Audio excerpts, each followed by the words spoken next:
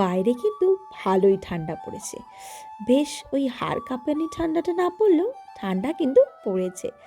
আমিও ওই গুটিসুটি আস্তে আস্তে মারতে শুরু করেছি। কিন্তু ওই গুটিসুটি মেরে আর কদিন থাকবো বলো তো?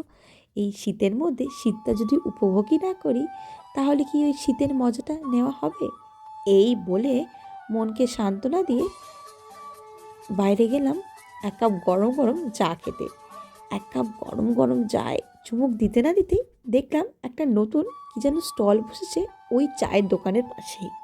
ওমা, গিয়ে দেখছি এখানে তো লিট্টি শেকা হচ্ছে, তার সঙ্গে চোখাও পাওয়া যাচ্ছে। আর কি অপূর্ব গার্নিশিং করে দিচ্ছে! আমার তো দেখে আর লোভ সামলাতে পারলাম না, তাই এক প্লেট অর্ডার দিলাম গরম গরম এই লিট্টি আর চোখা। তার সঙ্গে আবার দাদা একটা ফ্রায়েড লিট্টিও আমাকে দিয়েছিল। ওই মিলিয়ে নিয়েছিল মোট 60 টাকা।